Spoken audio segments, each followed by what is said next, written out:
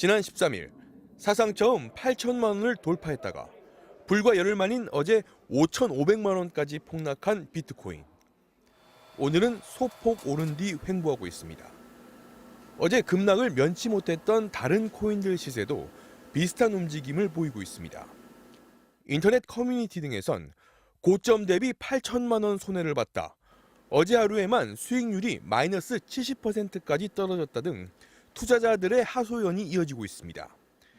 그제 은성수 금융위원장의 발언을 문제 삼으며 사퇴를 요구한 청와대 국민청원 게시글은 하루 만에 9만 명 넘는 동의를 얻었습니다.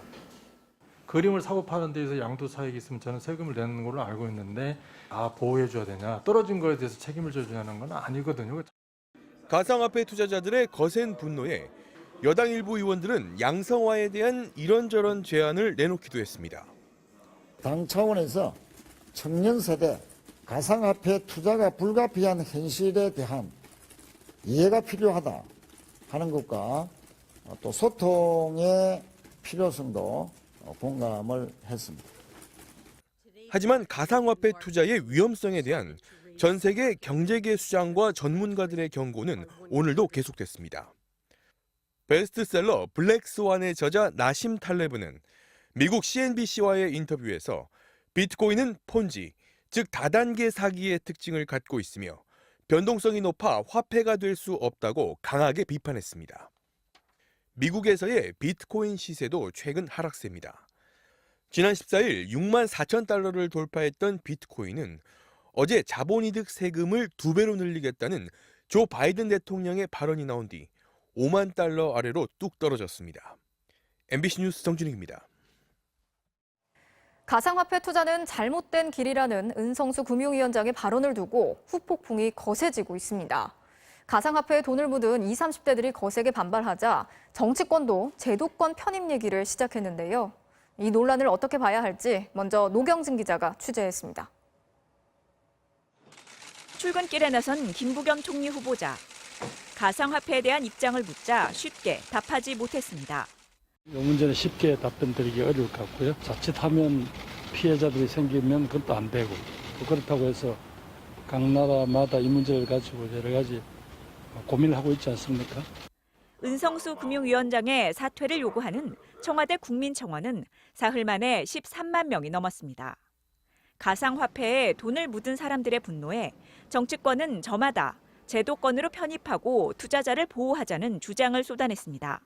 가상자산의 투명성과 거래 안정성을 확보하여 투자자들을 보호하고 암호화폐를 제도화할 것인지, 또 투자자 보호는 어떻게 할 것인지 등을 전문가들과 함께 논의해야 하고, 정치권 주장처럼 제도권 편입이 가능할까? 제도권 편입은 곧 규제와 같은 뜻입니다. 골프 회원권은 규제하지 않지만 주식은 규제합니다. 그래서 주식은 엄격한 상장 기준을 만들고 상하한가도 정하고 허위 공시나 불공정 거래를 감시하는 시스템도 있습니다. 이렇게 해야 투자자 보호도 가능합니다. 그런데 지금 가상화폐 시장은 해외와 함께 움직입니다. 유명인의 말 한마디에도 국제적으로 폭락하고 폭등하는데 국내에서 규제한다는 게 쉽지 않습니다. 증권거래법부터 시작을 해서 공정거래법부터 다단계 불법, 근데 그렇게 규제를 하면 사실상 남는 코인 하나도 없을걸요. 정부의 입장은 정치권과 다릅니다.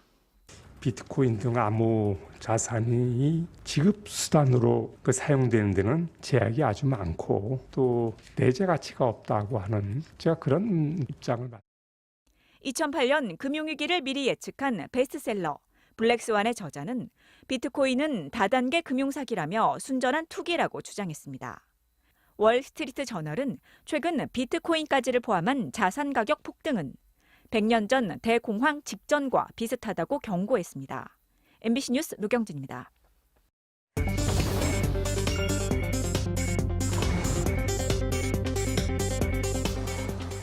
경제 궁금증을 쉽게 풀어드리는 경제 속 시간입니다. 이성애 선임 기자가 오늘도 나와 있습니다. 네. 자, 오늘은 정말 뜨거운 가상화폐 이야기 준비하셨다고요? 그렇죠. 자, 이게 지금 논란이 정치권까지 옮겨붙어 있는데 이게 은성수 금융위원장의 발언 때문이라고요? 네, 당시 발언의 취지는 제도하기 어렵다 이런 얘기였는데 이게 거꾸로 이제 정치권의 그 제도와 논란을, 그러니까 논쟁을 이제 불러일으킨 그런 역설적인 그런 상황이 된 거죠. 네. 그날 발언은 정확하게는 투자자를 보호하기 어렵다. 이제 그게 이제 실체도 없고 투기성이 짙기 때문이다. 뭐 이런 얘기였는데요. 이제 그러니까 투자자 쪽에서 보호도 해주지 않으면서 세금은 왜 거두려고 하느냐. 뭐 이런 좀 다소 감정적인 이제 반응이 이제 나왔고 이게 청와대 청원 또 이제 정치권으로까지 이제 번지는 상황이 된 거죠. 네, 이 뉴스 전에 보니까 13만 명을 이 청원 인원수가 돌파를 했더라고요. 네. 보니까. 자, 정치권에서는 이런 얘기를 저런 얘기를 굉장히 많이 하고 있는데 해결책은 이게 쉽게 나올 것 같지는 않습니다. 네, 생각보다 그 명쾌한 결론 나오기는 좀 어려울 것 같아요. 근데 비교적 좀 단순한 쟁점부터 좀 먼저 짚어보면 네. 이게 세금과 이제 관련된 얘기인데 소득세는 수익이 있는 곳에 부과하는 게 이게 원칙이라서 오히려 이게 세금을 내지 않는 게 이상할 겁니다. 그러니까 투자자들이 기대처럼 보호장치가 있으면 물론 더 좋겠지만 없더라도 이 원칙이 좀 달라진다 이렇게 얘기할 수 있는 건 아니고요. 덧붙이자면 세율과 관련해서도요.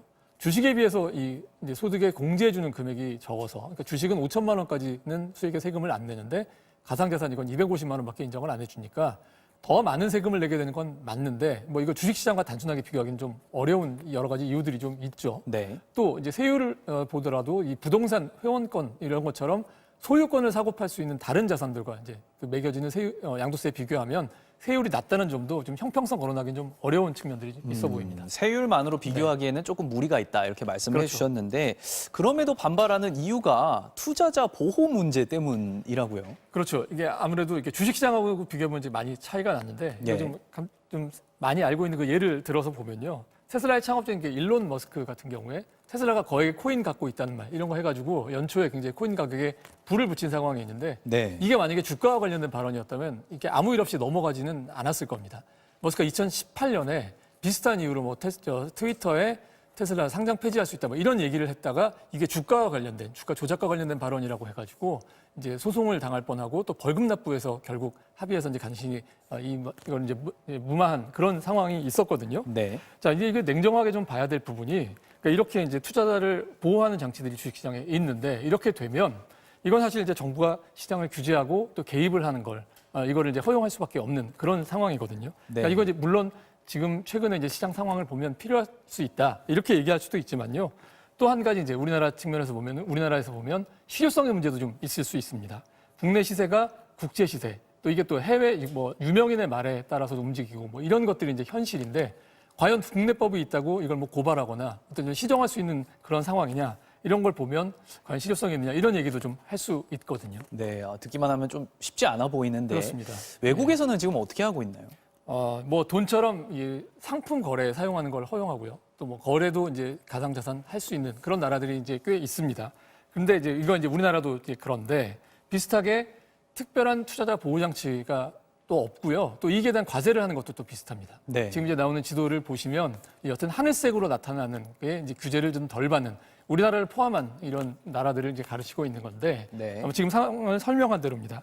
근데 이제 이보다 이제 짙은 색, 이제 규제가 더 강한 나라들은 이 물건을 사는 거래 용도로 이제 쓸 수 없는 게 이제 가장 큰 구별의 포인트가 되는 거고요.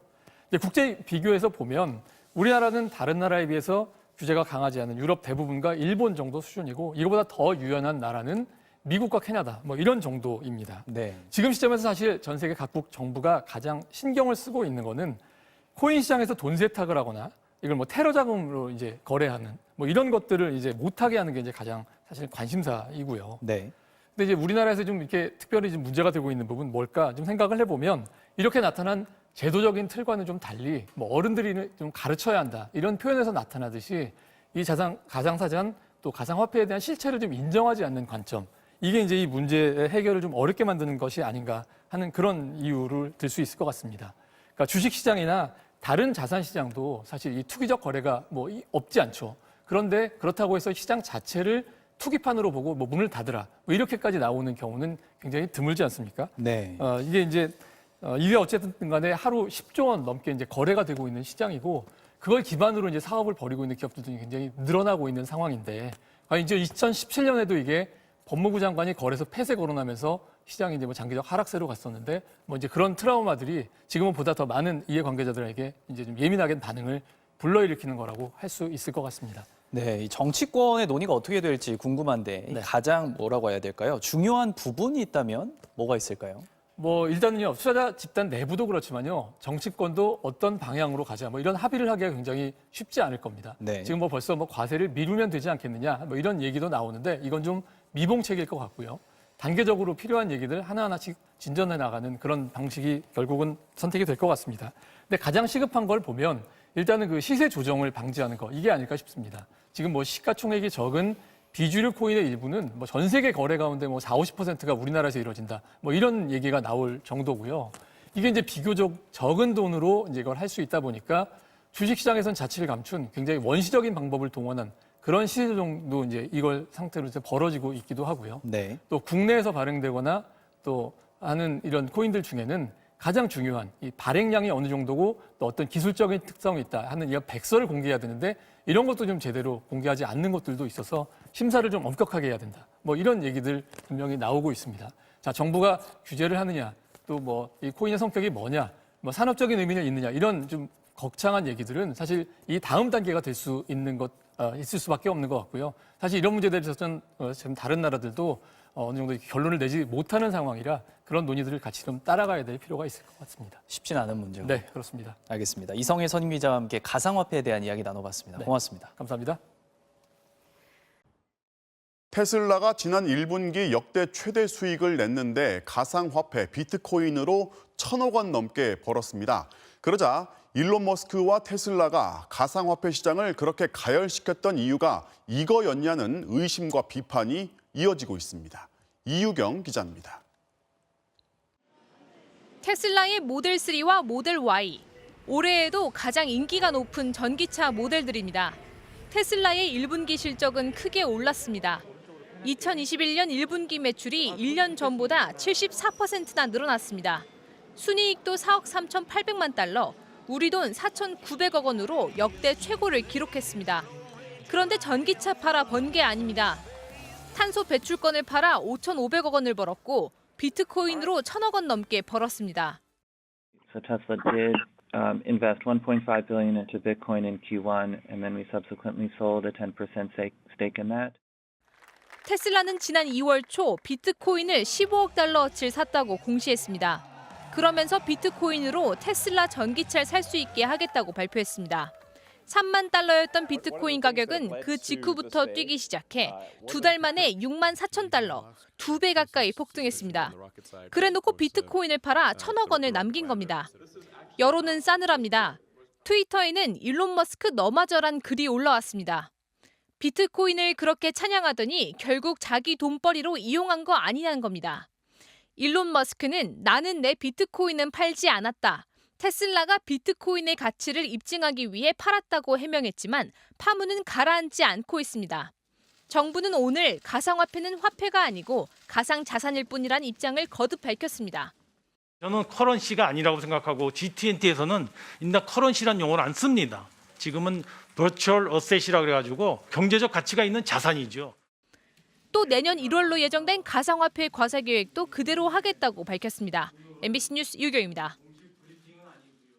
오늘 이슈 완전 정보 송재경 흥국증권 리서치센터장과 함께 알아보겠습니다. 어서 오세요. 안녕하세요. 지금 머스크 많이 욕먹는데요. 네네. 어떻게 보세요? 이 뭐 많이 선전해서 쫙 끌어올려놓고 팔았다. 이거죠 지금 욕먹는 게. 맞습니다. 어떻게 보세요? 그럼 욕먹을 부분인가요?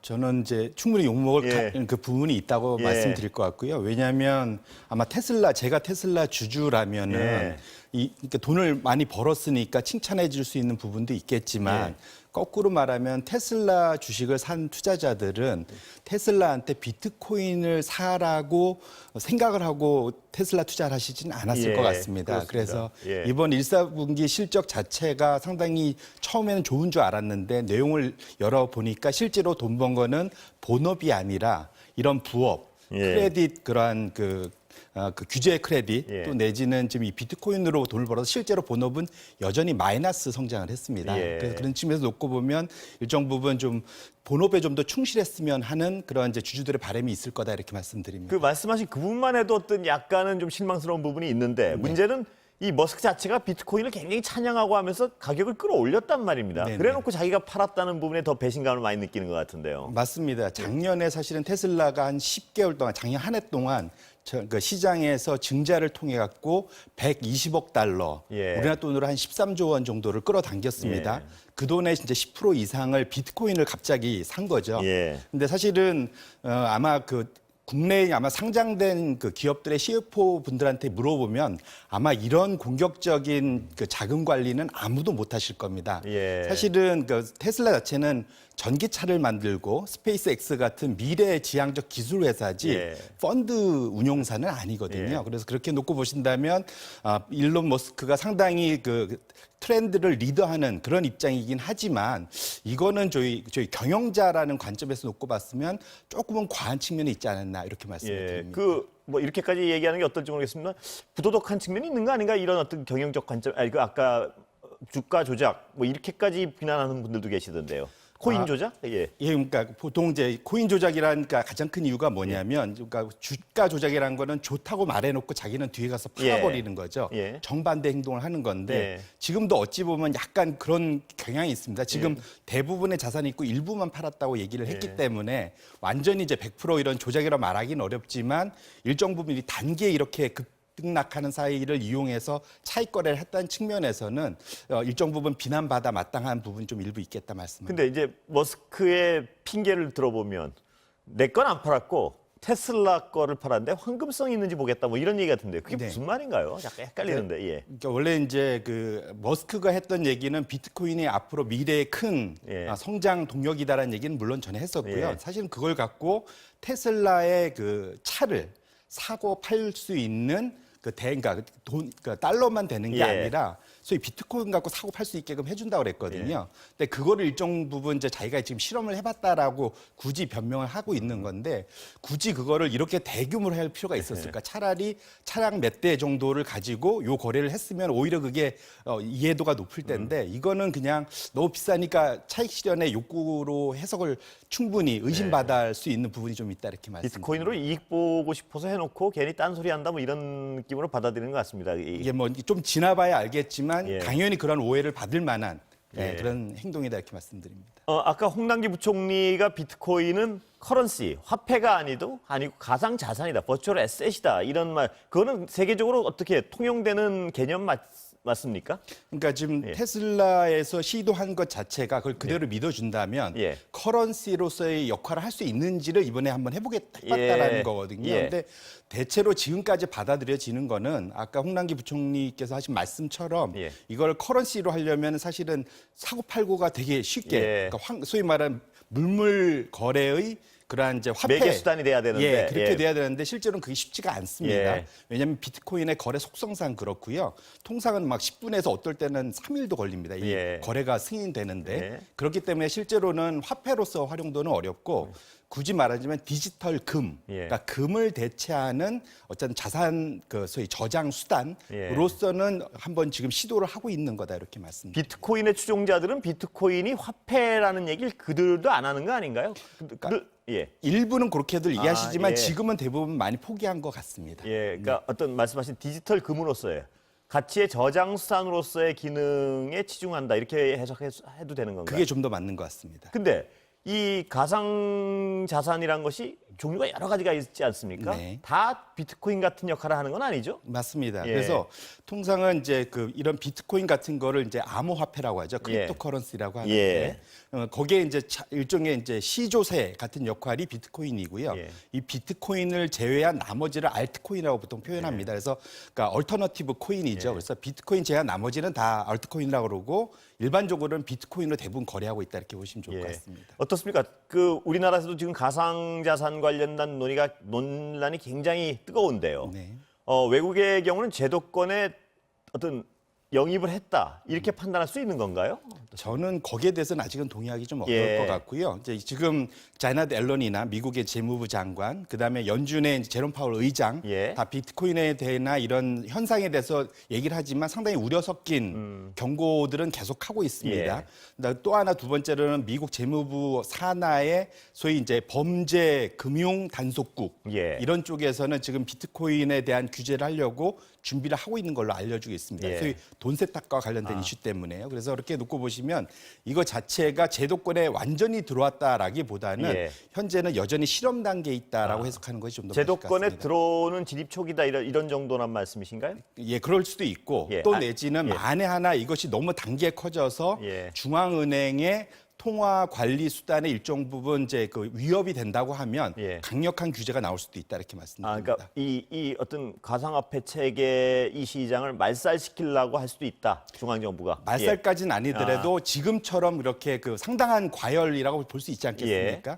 이런 현상에 상당히 어느 정도는 찬물을 끼우칠 수 있는 것들이 아마 미국발로 나올 가능성은 충분히 배제할 수 없다. 맞습니다. 예. 그런데 기업들은 이 정부보다는 훨씬 적극적인 것 같습니다. JP모건도 무슨 뭐 그 비트코인을 금융상품으로 한 상품도 출시하는 것 같고요. 네, 그 뭐 올 여름께쯤의 목표로 이제 고액 자산가들 상대로 예. 서비스 차원에서 일정 부분 비트코인에 투자할 수 있는 상품을 출시할 예정이다라고 얘기를 하고 있는 거고요. 예. 근데 말씀 주신 대로 이제 금융회사 입장에서는 당연히 그런 준비들, 고객들의 그 요구에 맞춰서 준비할 수가 있는데 전체적으로 펀드를 운영하는 회사들 입장에서 보면은 아직은 비트코인 같은 암호화폐를 자신의 포트폴리오 안에 편입하는 거에 있어서는 예. 상당 부분 규제 리스크가 있기 때문에 우려를 하고 있어서 예. 거의 뭐 아직은 뭐 그 마이너한 상황이다 이렇게 말씀드립니다. 예. 마이너한 상황이다. 네. 그러니까 그 어떤 포트폴리오의 극히 일부를 편입하는 회사들은 늘긴 늘고 있는 건가요? 그게? 그래서 정확히 말하면 이 예. 비트코인 전문적으로 투자하는 회사들이 좀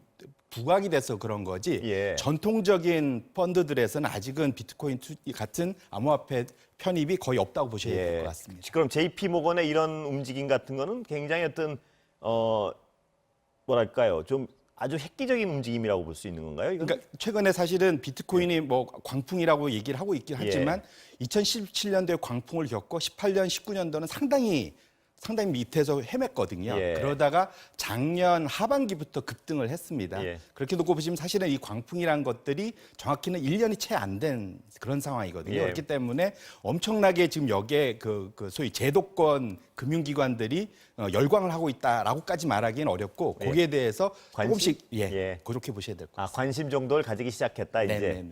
그렇다면 이 제도권에서 어떻게 수용할 것인가에 대해서 지금도 정치권에서도 오늘도 많은 논란이 있고 어느 쪽으로 외국의 경우는 제도권에서는 어떤 부분을 주로 보고 있나요? 그러니까 아까 말씀하신 거는 어떤 그 암거래 같은 걸 막기 위한 부정적 수단 말고 긍정적 수단에서 이 제도는 어떻게 정비하려고 하고 있습니까? 그래서 이제 가장 그것에 앞서 있는 게 중국이고요. 예. 소위 이제 디지털 화폐를 중국의 중앙은행에서 직접 발행하는 것들을 지금 계속 트라이를 하고 있습니다. 예. 그래서 이런 것들 움직임이 있고 미국에서도 연준 같은 데서 이제 연구를 하고 있는 걸 알려 있습니다. 예. 전 세계적으로 가장 걱정하는 거는 비트코인 같은 이제 디지털 화폐, 디지털 커런시 자체가 향후 큰 대세인 건 맞는데 예. 이것이 중앙은행의 그런 그 통제 하에서 움직이기를 기대를 하고 예. 있습니다. 근데 그게 안 되면 어렵다라고 생각하기 때문에 결국은 현재 자생적으로 그러니까 벌어지고 있는 그런 디지털 커런시 시장 자체를 제도권을 가져오려면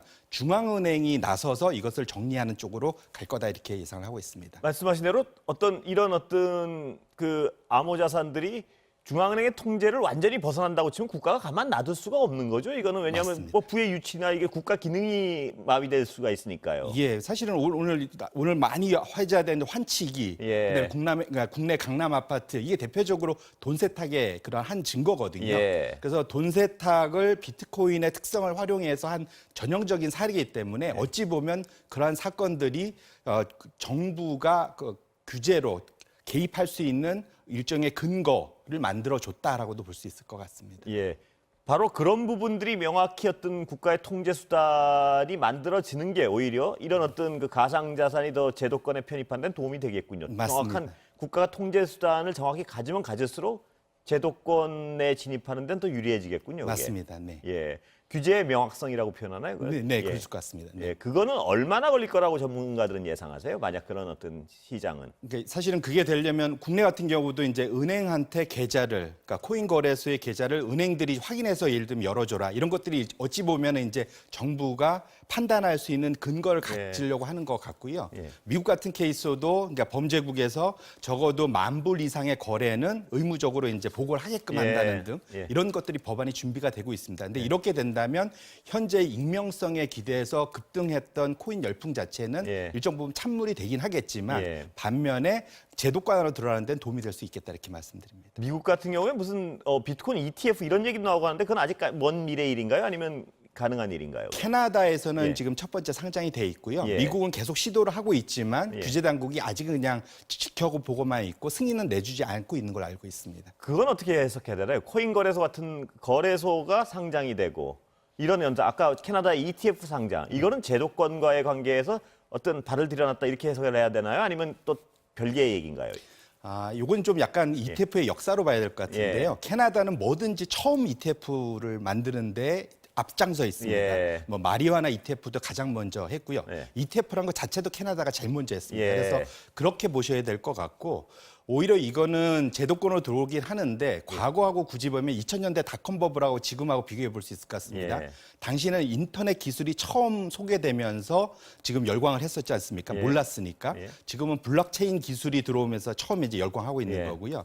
그래서 당시에 그 투자 수단으로 닷컴 기업들, 그래서 주식 버블로 연결이 됐습니다. 예. 지금 이것이 이제 코인들, 비트코인을 비롯한 코인들의 열풍으로 불고 있고 코인제 버블로 연결이 되고 있습니다. 예. 근데 좀 지나놓고 보시면 당시에 인터넷 기업들 중에 남아있는 기업들은 생각보다 많지 않고 예. 버블은 언젠가는 꺼지게 돼 있습니다. 예. 그래서 투자하실 때 제도권으로 들어오긴 할 텐데 상당히 고통을 겪고 가는 경향이 항상 있어서 예.